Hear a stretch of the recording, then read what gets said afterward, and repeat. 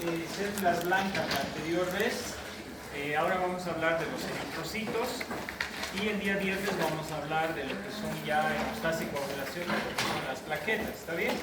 De esto nada más recordarles que desde la formación de la eritropoiesis en relación a la hematopoiesis y a la eritropoiesis, recordarán ustedes que cuando uno está dentro de una etapa de formación, se formará este proceso de hematopoiesis en el saco vitelino, después en el hígado y en el vaso, y posteriormente cuando uno nace se va a ir reduciendo y focalizando hacia la médula ósea roja de varios huesos. Sin embargo, a la edad de los 18 años a 21 años ya se va a focalizar solamente algunos huesos, como por ejemplo columna vertebral, esternón, costillas, huesos planos y largos, y después durará ese proceso durante toda la vida. ¿Por qué es importante recordar la hematopoiesis o en este caso la eritropoiesis? Este proceso de formación o de génesis de los eritrocitos. Por dos razones. Nosotros deberíamos saber cómo se forma el eritrocito para saber dónde van a ocurrir las fallas, ¿sí o no? Entonces, en la génesis del eritrocito, que es la eritropoiesis, recordarán ustedes de que en la fábrica, que es la médula ósea, nosotros requeriremos ciertos elementos para formar un eritrocito maduro especializado para el transporte de oxígeno.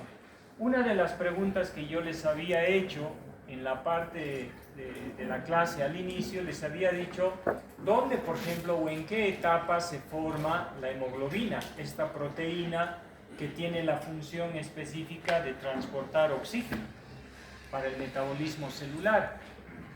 ¿Recuerdan eso? ¿No? ¿En qué etapa?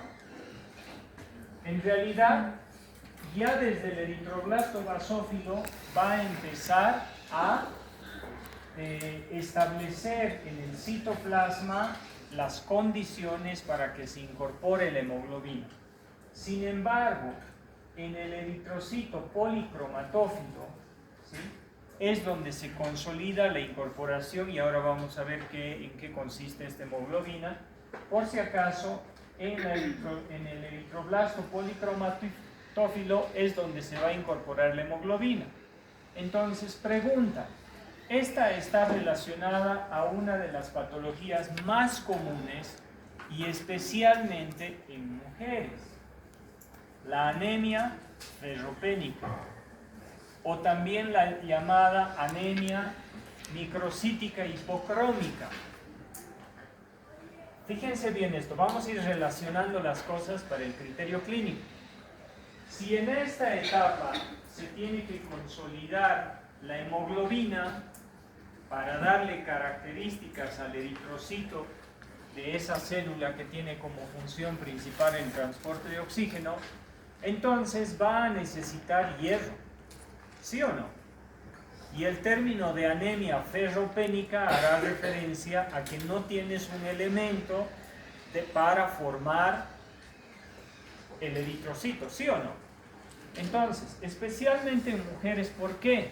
Porque algo muy común durante la época de embarazo, de las mujeres embarazadas, vamos a focalizarnos en ese periodo de tiempo fisiológico, es de que va a tener la mayoría de las mujeres una falta de hierro.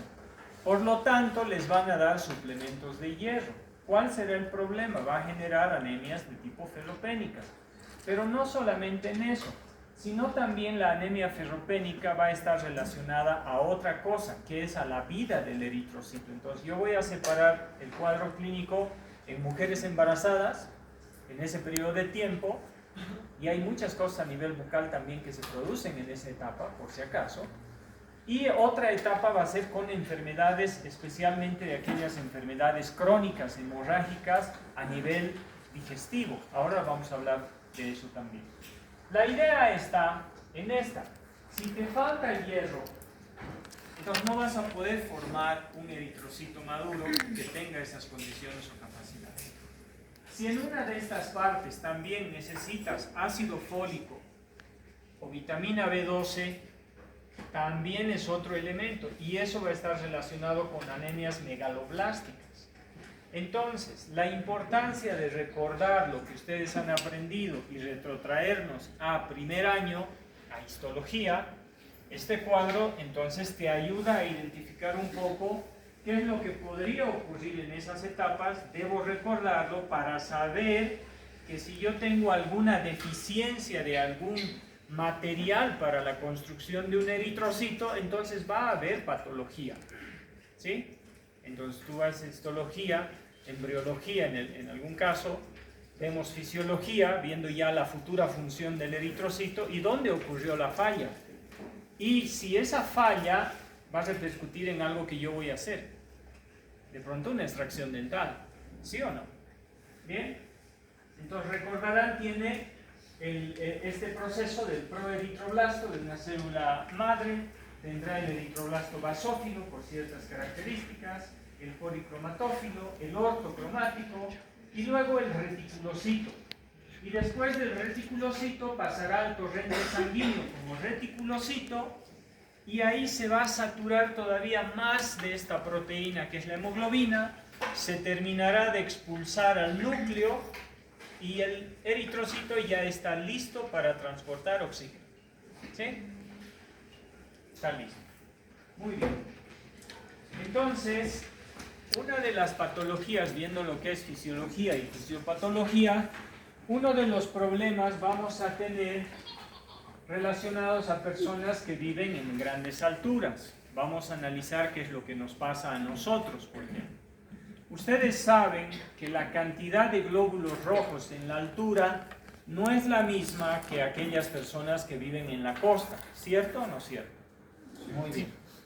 ¿A eso a qué se debe? Se debe a que cuando nosotros vivimos en la altura, recordemos que tenemos menor presión parcial de oxígeno. El aire atmosférico, por si acaso, tiene oxígeno, tiene argón, tiene helio, tiene varios componentes. Y cada uno de esos componentes ejercen una presión de oxígeno, una presión. A eso se llama la barometría, es lo que estudia eso.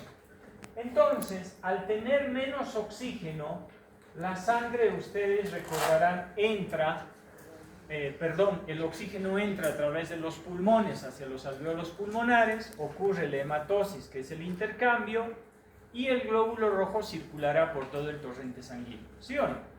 Sí. ¿Y por qué lugar pasa en especial en este caso? Por el riñón.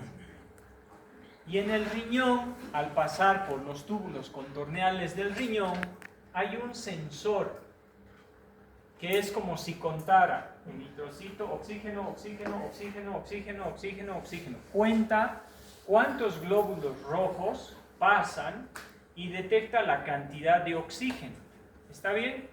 Entonces, también les había dicho que para que en la médula ósea esas células madre, todas las células madre en realidad, tutipotenciales, pluripotenciales, necesitaban una molécula química que les diga qué iban a hacer, ¿sí o no? Usted va a ser hepatocito. Entonces, ¿qué va a hacer? Tiene que estar en el hígado haciendo las funciones del hígado. Usted va a ser, no sé, ¿qué célula quiere? Una célula cardíaca, tiene que estar en el corazón para hacer, ¿sí o no? Entonces, en cada segmento del organismo hay. Esa molécula química para formar glóbulos rojos, pregunta de examen. ¿Cómo se llama el inductor químico que promueve la formación de la eritropoiesis, por ejemplo? Pregunta. ¿Cómo se llama? Eritropoyetina. ¿Está bien? Eritropoyetina. Entonces voy a recordarles lo que he mencionado.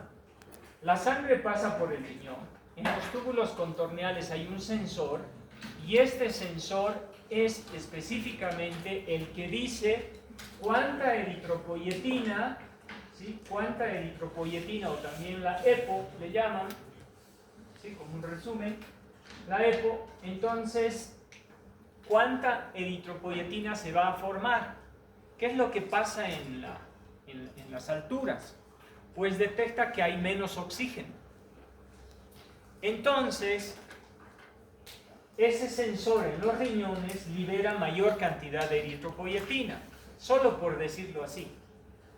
Las personas que viven a nivel del mar detectan que hay una cantidad, digamos, mayor de oxígeno, por lo tanto, digamos, de 10 eritropoyetinas, esto como ejemplo nada más, ¿no? No es así, como ejemplo, de 10 eritropoyetinas, dice, bueno, que se formen solo 6, ¿está bien? Porque con 6 nos alcanza para mantener la cantidad de glóbulos rojos por día para que funcione el sistema. ¿Está bien? Solo 6 necesitamos. Y con eso cumplimos nuestra cuota. ¿Está bien? Entonces, en el riñón se forma la eritropoyetina. ¿Y a dónde tiene que viajar? A la fábrica. Va a la médula ósea y a los blastos de la médula ósea les dice, ustedes van a ser eritrocitos. Y empieza el proceso de la eritropoiesis. ¿Está bien? Pero en la altura no pasa eso. Pasa de que detecta menor cantidad de oxígeno, ¿sí? Pero no entiende de que no es el problema la cantidad de glóbulos rojos, porque si esto, el riñón pensara a nivel de esos sensor, pensara de que es por la altura, entonces no formaría glóbulos rojos. Entonces dice, ¿quién transporta el oxígeno? Los glóbulos rojos. Entonces dice, como no hay oxígeno, entonces vamos a mandar ya no 6 eritropoyetinas, tenemos que mandar 8 más eritropoyetina. Como hay más eritropoyetina, la eritropoyetina irá a la médula ósea y dice que produzcan más glóbulos rojos. Entonces a eso se le llama policitemia fisiológica o también denominada secundaria. ¿Está bien? Entonces, ¿quién es el responsable de la eritropoiesis? La eritropoiesis. Puede ser otra pregunta. Por ejemplo, la policitemia secundaria o fisiológica en personas que viven en alturas, digamos a más de 3.000 metros de altura, responde a ¿qué? A una producción compensadora de eritropoyetina, porque está compensando la falta de oxígeno que tenemos acá. Y el cuerpo lo interpreta, hay menos oxígeno, pero no interpreta que hay menos oxígeno en el aire atmosférico. Interpreta que no hay glóbulos rojos que estén transportando, entonces aumenta la producción. Y de hecho hay otra enfermedad que se llama la poliglobulia, policitemia o eritremia, que tienen diferencias, eso lo vamos a ver en la parte práctica, que la producción se vuelve incontrolada. ¿Sí o no?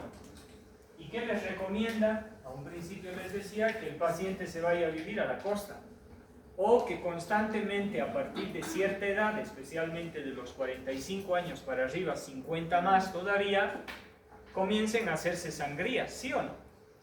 Pero ¿qué es lo que va a pasar con las sangrías? Te sacan sangre, disminuyen la cantidad de glóbulos rojos, obviamente la viscosidad de la sangre baja también, porque eso es lo que nos preocupa, la viscosidad de la sangre, porque para que no trabaje tanto el corazón, para que no haya algún problema, pero te sacan el oxígeno, vas a estar bien por un tiempo, y la médula ósea, ¿qué va a hacer? Va a volver a producir glóbulos rojos, a nivelarse, ¿sí o no? ¿Y gracias a quién se va a nivelar? Pues la eritropoyetina va a detectar eso y otra vez va a volver a hablar. Entonces, ¿las sangrías es un tratamiento? No, es un paliativo. ¿Por qué? Porque la persona no quiere ir a vivirse a la costa, digamos, ¿sí o no? Porque vive acá, su vida está acá, no se va a ir. Entonces le hacen eso. Y lo que ustedes tienen que tener cuidado, obviamente, ya sea por las anemias o por las policitemias, simplemente preguntarle, porque el paciente sabe de su enfermedad.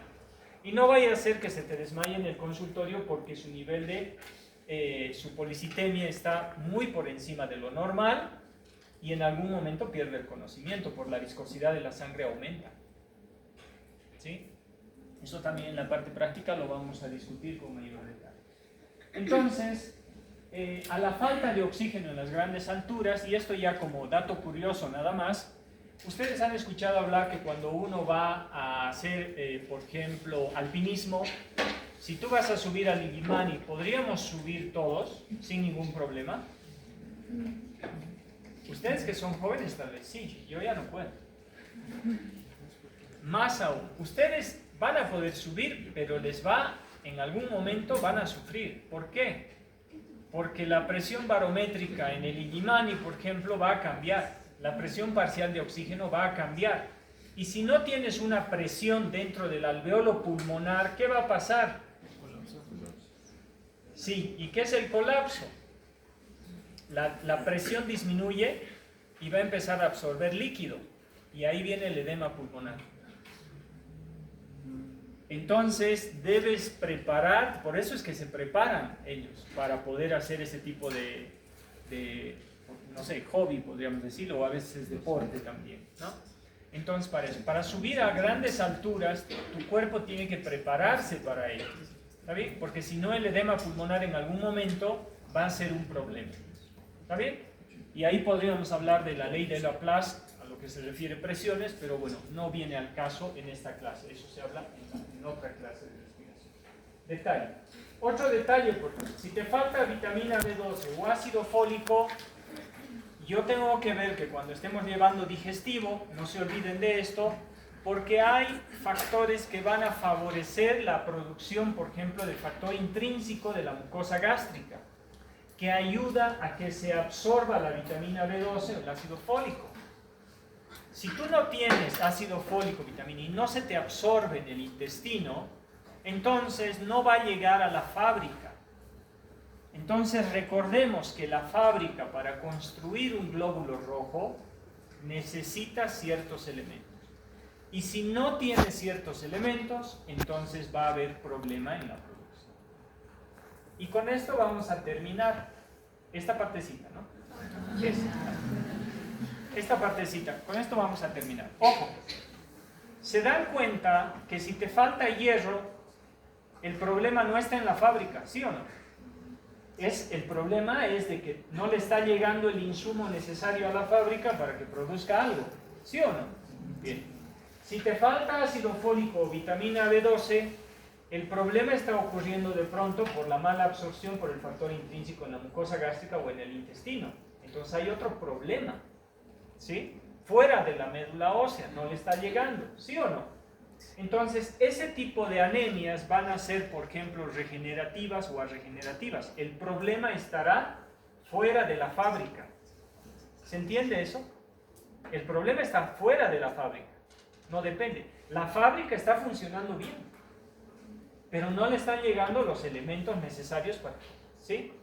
Hay otro tipo de patologías que son las anemias, por ejemplo, o digamos, alguna patología ya de tipo maligna en relación al aumento de la producción o la disminución de la producción en la hematopoiesis. Pero el problema puede estar en la fábrica. ¿Sí o no? Y entonces, en el caso de las anemias, por ejemplo, a eso se le llaman anemias a veces arregenerativas, porque el problema puede ser por una aplasia medular. ¿Se dan cuenta? Entonces el problema de la aplasia medular, ¿qué significa?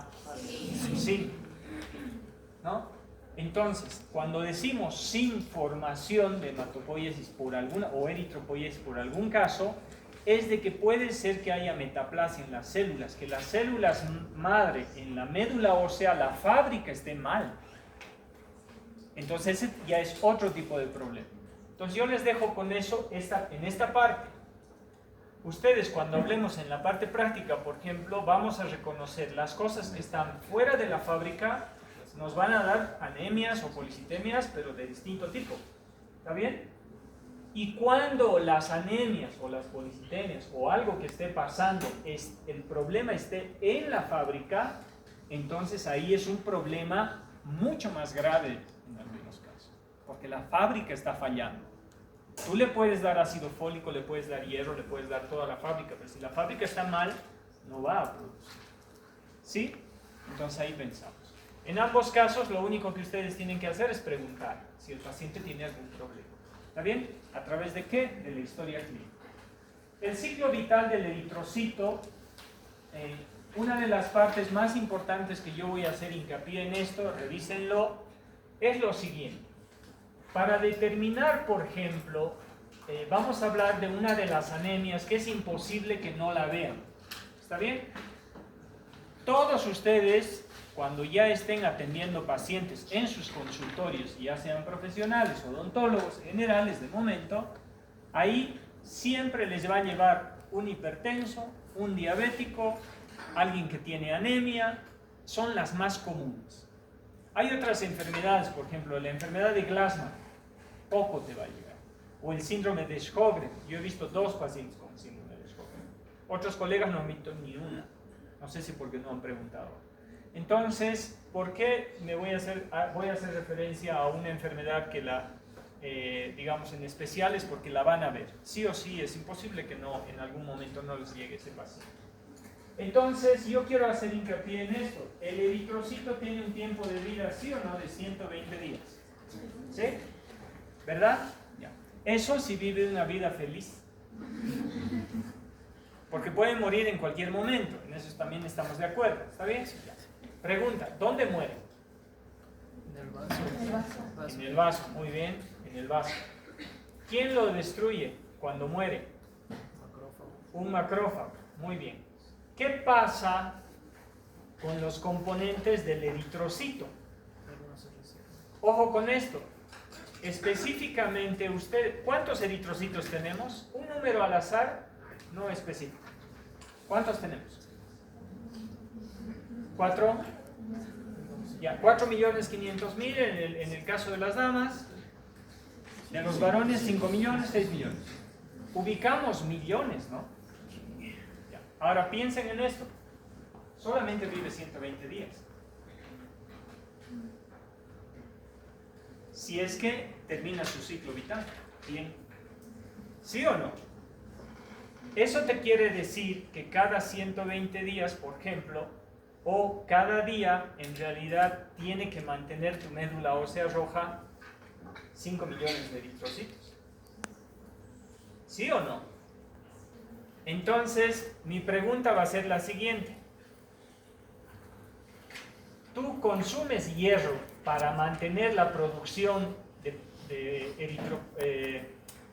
eritropoiesis, de mantener los 5 millones? ¿Consume hierro? ¿La cantidad necesaria? Nadie consume eso, ¿sí o no? Y el cuerpo lo sabe. ¿Verdad? Porque el cuerpo dice, ¿qué vas a comer? ¿Qué es lo que les encanta? A mí también, seamos honestos. ¿Qué te encanta? La papa frita. ¿Cuánto hierro tiene la papa frita? ¿Cuánto hierro tiene el pollo Copacabana o Solo es proteína y carbohidratos, pero de mala forma. Y eso nos encanta. Entonces, mi pregunta es la siguiente. Si tú necesitas una cantidad de hierro para formar un eritrocito y formar la hemoglobina en ese periodo de tiempo y mantener 5 millones de glóbulos rojos, ¿de dónde sale todo eso? Cuando muere el eritrocito, entonces, ¿qué pasa con el hierro? Hay 2 proteínas que se encargan y están pendientes que en la sangre, son proteínas de la sangre, que cada vez que muere un eritrocito están esperando ahí al hierro. ¿Cuáles son esas 2 proteínas? La transferrina y la ferritina. ¿Qué función tiene la transferrina y la ferritina? Una de esas proteínas se acopla al hierro y la va a llevar ¿dónde la necesitas? A la fábrica, a la médula ósea roja. Y la otra la va a llevar a un lugar de almacenaje, porque sabe que no consumes la cantidad de hierro necesario, ¿sí o no? ¿Verdad? Entonces, fíjense que ahí ya estamos detectando otro problema. ¿Qué pasa si no tienes ferritina y transferrina? ¿Quién va a agarrar el hierro para llevarlo a formar? ¿Sí o no? Entonces ahí tienes que intuir, por eso digamos deberíamos conocer estos procesos, porque tú dices, oye, esta es una anemia ferropénica, pero ahora, ¿dónde está el problema de la anemia ferropénica? ¿Sí? No hay hierro. El problema estará haces el hemograma o haces un estudio y dices cantidades de ferritina y transferrina, normal. Entonces ese no es el problema. ¿Sí o no? Puede haber otro problema. ¿Qué pasa si una persona tiene una úlcera gástrica? ¿Qué pasa si tiene una hemorragia digestiva pero es muy leve por una úlcera gástrica? Todos tenemos la micción y las deposiciones. En el tracto gastrointestinal va a haber glóbulos rojos que se van a ir yendo en las deposiciones del paciente. Y eso se llama melenas. Por eso yo me saco el sombrero por las enfermeras, porque cuando están hospitalizados los pacientes a veces tienen que hacer ese tipo de registros. Tienen que observar las deposiciones para ver si hay melenas. Quiere decir, esas pequeñas líneas rojizas que está haciendo de que exista una pérdida de sangre de forma crónica. ¿Sí? Entonces nos vamos al otro lado. ¿Qué pasa cuando no hay hierro? Va a haber una anemia ferropénica, el paciente se siente, esto es especialmente en pacientes adultos, donde el paciente se va a sentir cansado, fatigado y de pronto asténico, adinámico, ¿no? Entonces el paciente se siente así, débil, y dice, no entiendo por qué, porque él no se da cuenta que en las deposiciones los glóbulos rojos se están yendo enteros. Entonces el hierro no se está recaptando, porque no están muriendo donde deberían morir y no le están dando la oportunidad a la ferritina y transferina de captar ese hierro. Entonces esa causa puede deberse a hemorragias crónicas, ¿sí? De larga data, puede ser por hemorroides, puede ser por una enfermedad gástrica, algo en el tracto intestinal, donde el glóbulo rojo se está yendo enterito en las deposiciones, por lo tanto no hay. Entonces lo que tienes que detectar es que algo está fallando. Todo eso está fuera de la fábrica, ¿sí o no? ¿Está bien? Y el paciente se siente debilitado. Muy bien.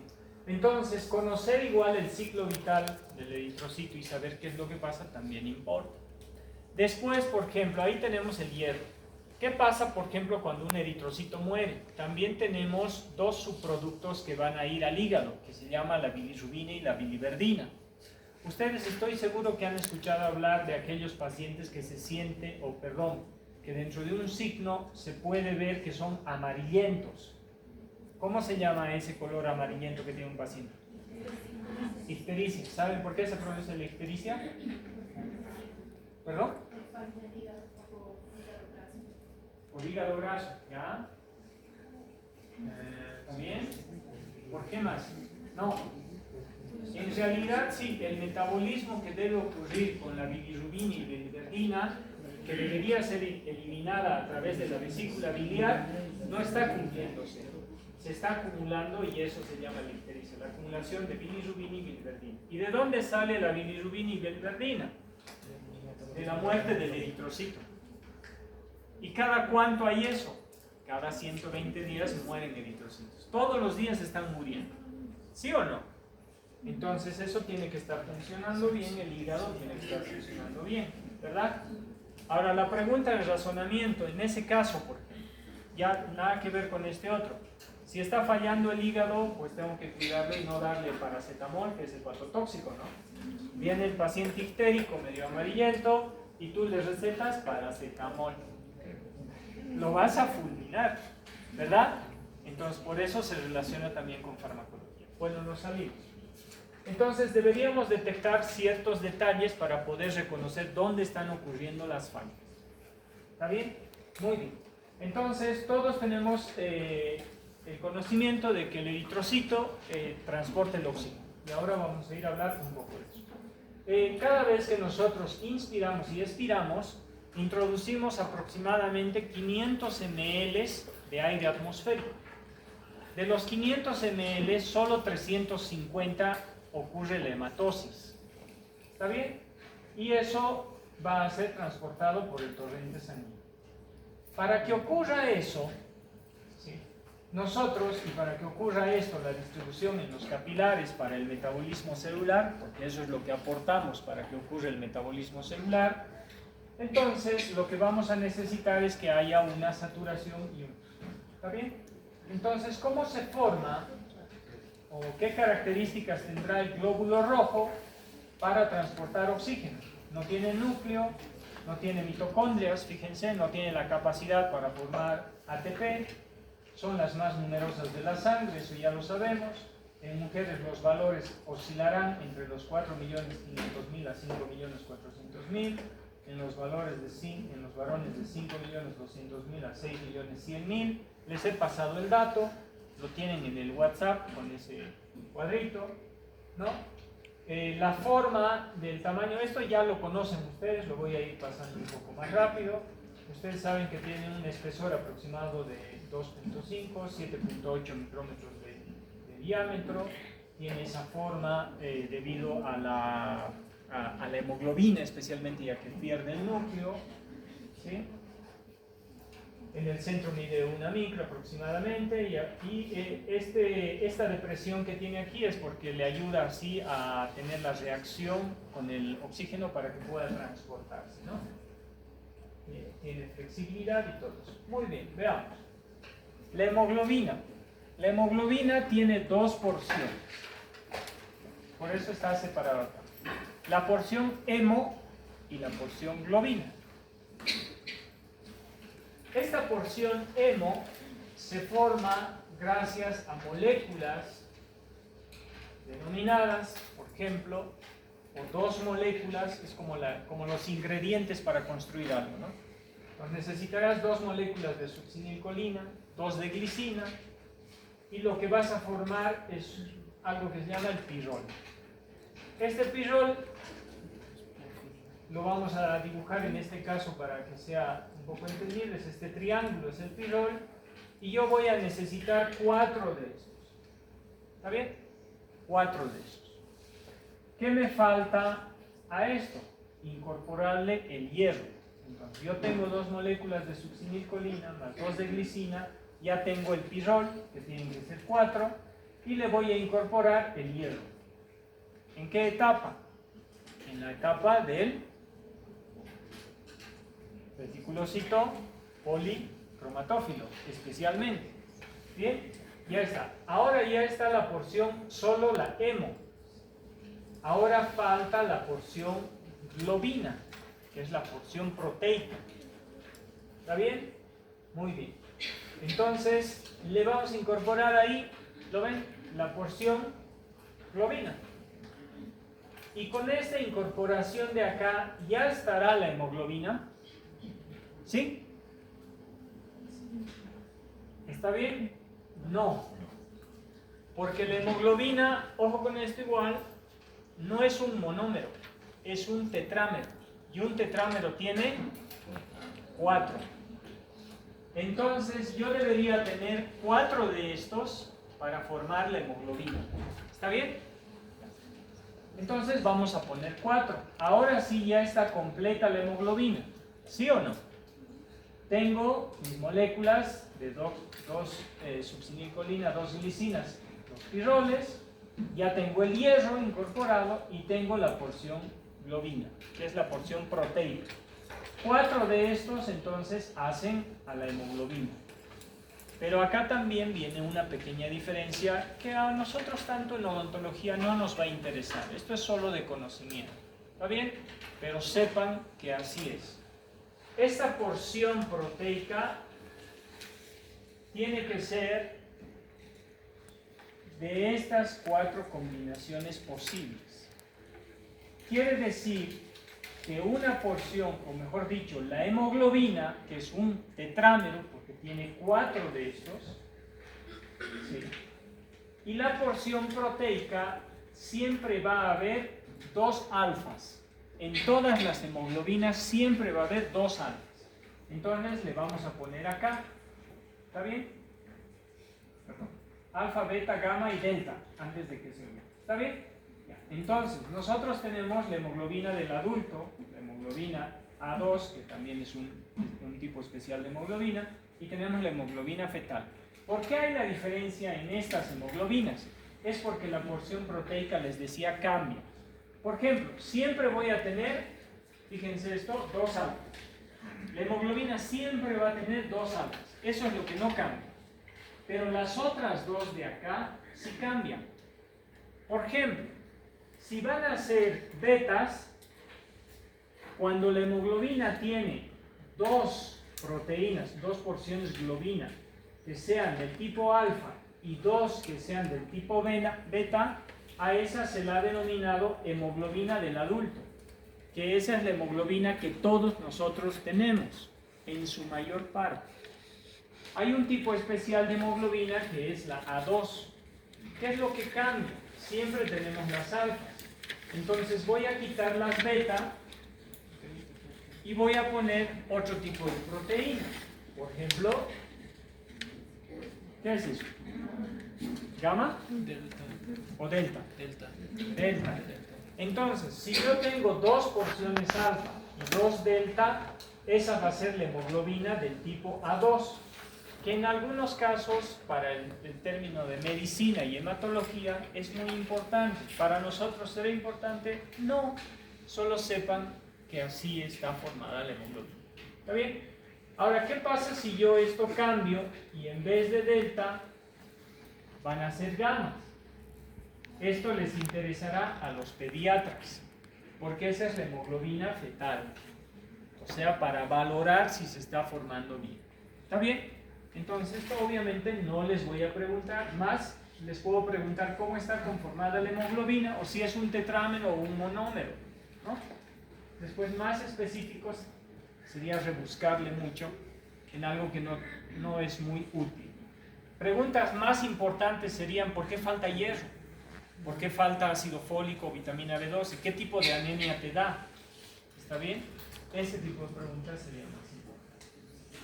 Entonces, gracias a esta hemoglobina, este es un alveolo pulmonar, ¿sí?, donde entra el oxígeno y va a haber la presión parcial de oxígeno, que acá está marcado, si lo pueden ver, en 104 milímetros de mercurio. Entonces, algunos libros, Guyton lo dice 105, uno más, uno menos, no es tan importante. Entonces, la presión parcial solo del oxígeno, no de todo el aire atmosférico, la presión parcial solo del oxígeno es 104 milímetros de mercurio. La presión parcial del dióxido de carbono es 40 milímetros de mercurio, de estos dos. Ahora, fíjense la diferencia. A este lado, ¿qué tenemos? La sangre venosa. La sangre venosa, en algún momento les he dicho, no tiene oxígeno, tiene oxígeno. Entonces, tiene oxígeno disuelto, ¿sí?, y la presión parcial de oxígeno, fíjense aquí, es 40.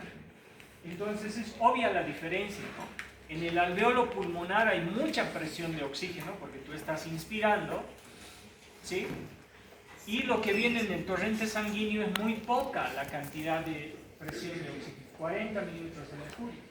Fíjense acá, la presión del dióxido de carbono es 40 milímetros de mercurio. Y la que viene en el torrente sanguíneo a través de los vasos, ¿no?, va a ser aproximadamente 45. Entonces, gracias a esa diferencia, es una de las razones que a este nivel ocurre el intercambio gaseoso por difusión. Ustedes saben que el oxígeno y el dióxido de carbono pasan por difusión simple, porque si no sería muy complicado pasar por ahí, no podríamos aguantar, el organismo no podría aguantar. Entonces la pregunta es, ¿qué pasa con el oxígeno que luego llega a este nivel? Fíjense, acá ya vamos a tener 104 milímetros de mercurio y 40 milímetros de dióxido de carbono. Entonces hay pequeñas diferencias porque ocurre ese intercambio a nivel del alveolo. Entonces, ¿quién es el encargado de transportar el oxígeno? Con esto terminamos, porque ya estamos un poco en tiempo. Fíjense lo siguiente. Nosotros debemos manejar 2 términos, ¿sí? Y esto es importante porque ustedes van a trabajar con anestesia general.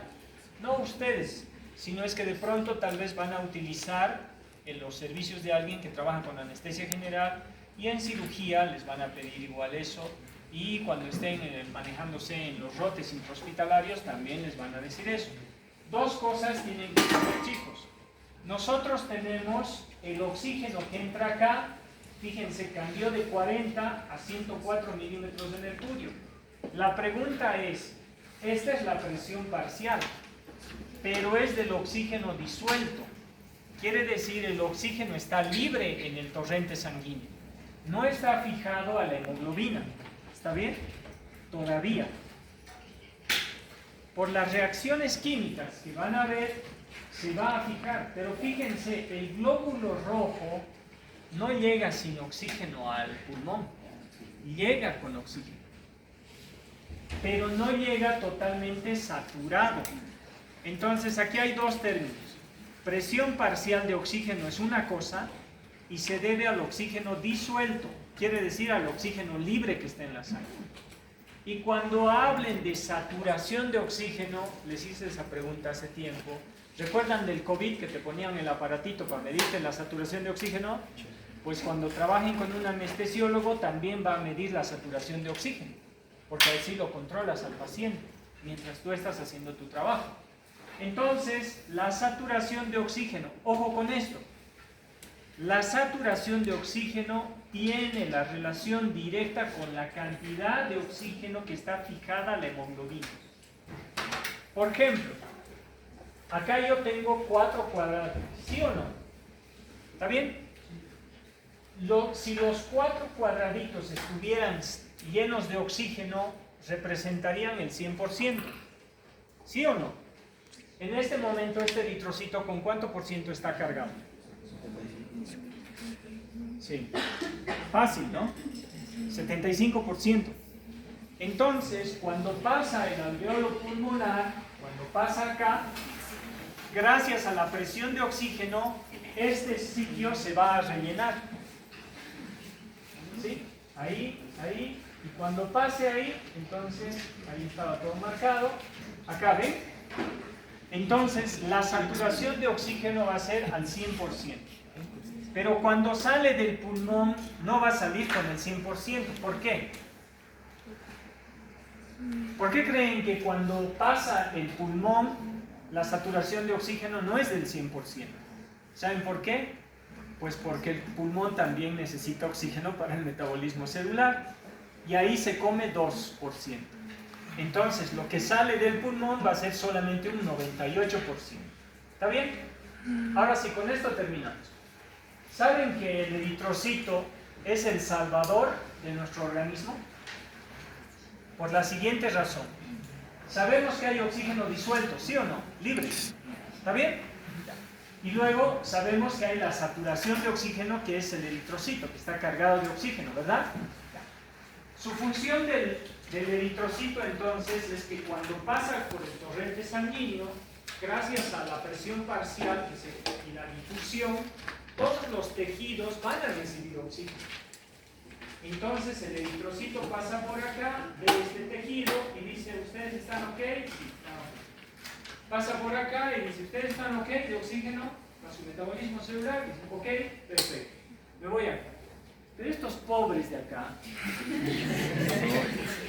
¿no? Este tejido pobre de acá está sufriendo porque va a entrar en hipoxia. ¿Sí o no?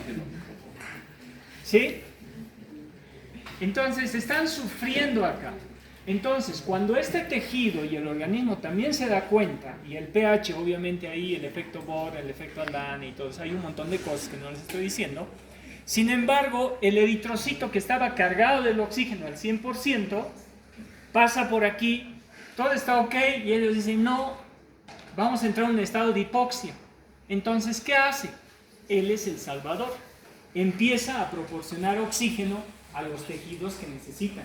Por eso es importante la saturación de oxígeno más que el oxígeno disuelto.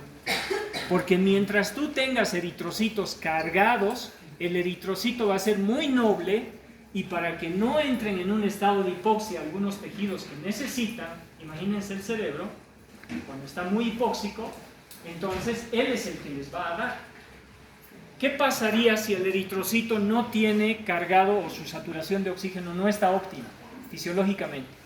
Va a llegar donde el tejido que está sufriendo está hipóxico y no va a tener que darles. ¿Sí o no? Por eso es de que el eritrocito es el salvador de los tejidos que entran en hipoxia.